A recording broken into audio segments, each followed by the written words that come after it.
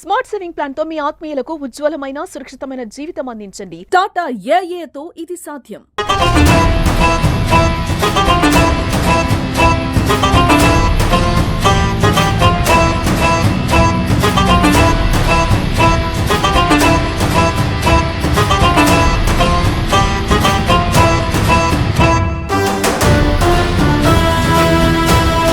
చాలా మందికి ఇప్పుడు కొత్త చట్టం బిఎన్ఎస్ అంటారు, బిఎన్ఎస్ఎస్ అన్నారు, బిఎస్సి అన్నారు. అంటే ఏంటి?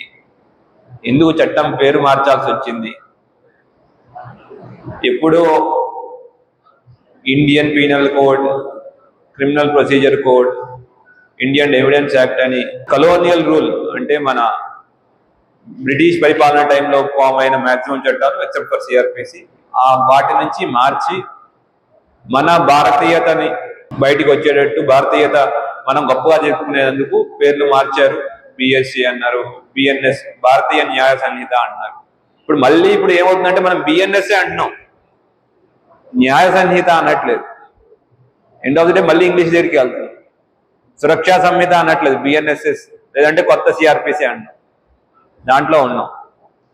అయితే మీకు కూడా అందరికీ ఈ చట్టాల గురించి అవగాహన ఇచ్చేది కూడా ఎందుకంటే ఉన్న సిచ్యువేషన్ అర్థం చేసుకో. ఏమంటారు మీరు 420 కేసు లేని విషయాలు కూడా ఉన్నట్టు చూపిస్తుంది. ట్రంప్ మోదీ కూర్చొని ఏవో మాట్లాడుకున్నట్టు చెప్పేస్తారు. జరిగి ఉండదు. డీప్ ఫేక్ టెక్నాలజీస్ అంటారు. వీటన్నిటికీ దృష్టిలో పెట్టుకుని ఎటువంటి వార్త ప్రచురణ చేయాలన్నా లేదంటే ఎటువంటి వార్త ప్రసారం చేసే ముందు కన్సర్న్డ్ లోకల్ ఆఫీసర్స్ కి, జ్యుడిషియల్ ఆఫీసర్స్ లేదా లీగల్ ఆఫీసర్స్ గా మమ్మల్ని మా యొక్క ఒపీనియన్ తీసుకోవడం మీ మీద ఇంకా ఎక్కువ బాధ్యత అవుతుంది. ఒక విషయం చెప్తున్నాను, జర్నలిస్టులకి 2 పదాలు ఉంటాయి ఇంగ్లీష్ లో. ఒకటి రిపోర్టర్, ఇంకోటి జర్నలిస్ట్. రిపోర్టర్ అంటే ఏది ఉంటే అది పంపించేసేవాడు, ఏది కనపడుతుంది పంపించేవాడు. నిజమో కాదో వెరిఫై చేయడు, దాని గురించి విశ్లేషణ చేయడు. మీరు రిపోర్టర్లుగా మిగిలిపోకండి, జర్నలిస్ట్గా ఎదగండి. ఏం జరుగుతూ ఉంది, అసలు ఏ విషయం ఏంటి, ఎందుకు వస్తూ ఉంది, దాని అసలు ఏంటి, అసలు ఏమని విశ్లేషణ చేసే సిచ్యువేషన్కి ఉండాలా. మీరేం చేస్తున్నారు? ఈ మధ్య అయితే ఏదో వచ్చింది, మీకు కూడా వాట్సాప్ ప్రెజర్లు ఎక్కువైపోతున్నాయి, వాట్సాప్లో నడుస్తూ ఉంది, మేము కూడా మా వాళ్ళు అడుగుతున్నా తీసేసేస్తున్నారు. అట్లా కాకుండా అసలు ఎందుకు వస్తుంది ఏంటి, ఒక ఇన్ఫర్మేషన్ని కన్ఫర్మ్ చేసుకోవాల్సిన బాధ్యత మీ పైన ఉంటుంది. కామారెడ్డి కేసులో కూడా కన్ఫర్మ్ చేసుకోకుండా ప్రచురణ చేయడం తప్పు.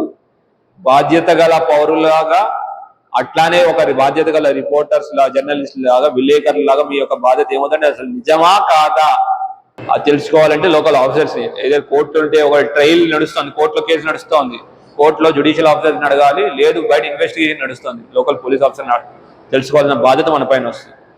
రెండోది, మీరు విలేకరులు మీ యొక్క బాధ్యత తెలుసుకోవడం, దట్ ఈస్ యువర్ రెస్పాన్సిబిలిటీ. మీ యొక్క ఆ బాధ్యత ద్వారా మీరు జనాలకి అందరికీ ఇస్తూ ఉంటారు. అంటే వాళ్ళ మీద మీకు వన్ ఆఫ్ ది టైం అంటే ఒక సెక్షన్ యాక్ట్ లేదు అనేది నిజమే. యాక్చువల్లీ జర్నలిస్ట్ ప్రొటెక్షన్ గురించి ఏమి యాక్ట్ లేదు, కానీ అడగాల్సింది మమ్మల్ని కాదు.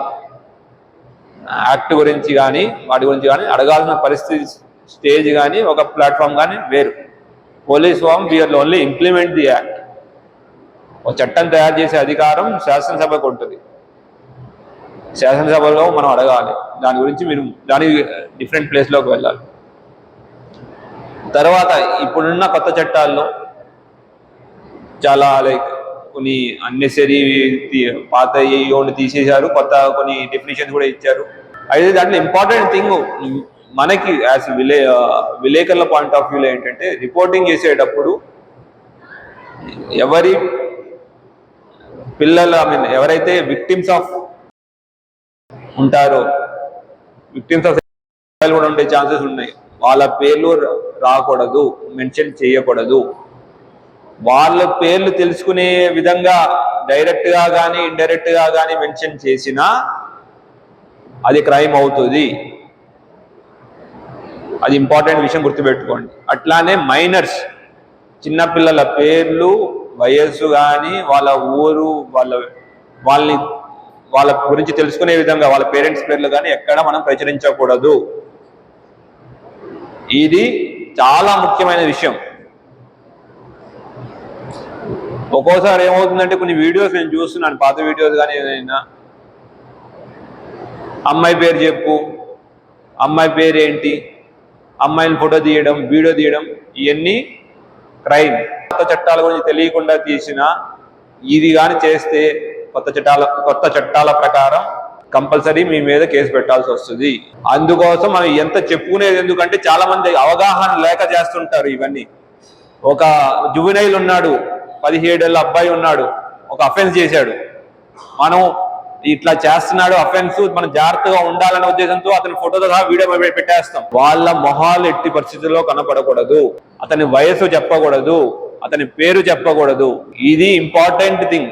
తర్వాత ఒక్కోసారి కొన్ని వీడియోలు వస్తూ ఉంటాయి. ఒక్కోసారి మన వీడియో పబ్లిష్ చేసేటప్పుడు లేదంటే వాళ్ళ గురించి రాసేటప్పుడు ఒక థర్డ్ పర్సన్, అంటే క్రైమ్ కి సంబంధం లేకపోయినా థర్డ్ పర్సన్ గురించి రాసేటప్పుడు వాళ్ళని ఒక్కోసారి మనం కన్సెంట్ తీసుకోవాల్సి వస్తుంది. అది కొంచెం జాగ్రత్తలు తీసుకోండి. మన జాగ్రత్తలు తీసుకోండి, మన కొత్త చట్టాల గురించి తెలుసుకోవాలి, దాంతో పాటు మన జాగ్రత్తలు తీసుకోవాలి. తీసుకుని మన జర్నలిజం కానివ్వండి, మన యొక్క daily day to day activities చక్కగా చేయాలి. అవన్నీ మీకు అవగాహన కల్పించాలన్న ఉద్దేశంతో ఇట్లా ఒక చిన్న మీటింగ్ పెట్టడం జరిగింది. అంటే యాక్చువల్లీ నా యొక్క ఇనిషియేటివ్ కాదు, మన ప్రెస్ మీడియా మిత్రులే వచ్చి సరే ఇట్లాంటి ఒకటి అవగాహన సభ పెట్టాలి అని అడిగారు. ఇంతకుముందు కూడా పెట్టారంటే కల్మేశ్వర్ సార్ టైంలో, మిగిలిపోయిన వాళ్ళ కోసం ఇంకోసారి అన్నట్టు వాళ్ళు పెట్టడం జరిగింది. బట్ అందరికీ ఒక విషయం చెప్తున్నాను, ఇప్పుడు ఆర్టిఫిషియల్ ఇంటెలిజెన్స్ యుగం. చాలా వరకు మీ ఏఐలో చాలా వరకు మీరు చేసి ఒక చిన్న ప్రెస్ నోట్ ఇంతకుముందు కూర్చొని టైప్ చేయాల్సి వచ్చేది. ఇప్పుడు వాట్సాప్ లో మనం స్పీకర్ బటన్ కొడితే ఆటోమేటిక్ గా టైప్ చేస్తాం. తర్వాత ఇప్పుడు చాట్ జీపీటీ వచ్చింది, లేదా జెమినై వచ్చింది, ఇట్లా వేరు రకాలుగా వచ్చినాయి. ఇవి ఎన్ని వచ్చినా మీడియా యొక్క ఇంపార్టెన్స్ పోకుండా ఉండాలి అంటే, మన యొక్క ఒరిజినాలిటీ ఉండాలి అంటే కొన్ని చిన్న స్టెప్స్ మనం తీసుకోవాలి. లైక్ ఇంకా మాట్లాడినప్పుడు ఒక వీడియో తీసాం, ఏదైనా ఇష్యూ వచ్చిన తర్వాత వీడియో తీసి మనం కన్ఫర్మేషన్ తీసుకోవాలి. తర్వాత ఆ వీడియోని అనలైజ్, ఒక ఏదైనా ఇష్యూ వస్తే దాన్ని అనలైజ్ చేయాలి. మనం ఏం జరుగుతుంది, ఎందుకు జరుగుతుంది అనలైజ్ చేసి మిగతా వాళ్ళ దగ్గర నుంచి, department any official government officers దగ్గర నుంచి, తర్వాత లోకల్లో ఏం జరుగుతుంది వాళ్ళ దగ్గర నుంచి మనము వెళ్ళి ఎంక్వైరీ చేసి దాని గురించి ప్రచురణ కానీ ప్రసారం కానీ చేయాలి. మన ఎయిమ్ ఏంటి అంటే, మీ సైడ్ నుంచి మీరు కూడా రెస్పాన్సిబుల్ రిపోర్టింగ్ మీరు పెంచుతారు, మా సైడ్ నుంచి మేము ఇన్ఫర్మేషన్ మేము కూడా ఇచ్చేటట్టు కంటిన్యూస్ ఒక సినర్జీతో ఫంక్షన్ చేసుకుంటూ, మన నిజామాబాద్ లో ఎనీవే ప్రెస్ కి పోలీస్ కి మంచి సంబంధాలు ఉన్నాయి, ఇంకా ముందు కొనసాగించాలని కోరుకుంటున్నాను. ఈ అవకాశం ఇచ్చినందుకు అందరికీ పేరు పేరున ధన్యవాదాలు తెలుపుకుంటున్నాను. Thank you.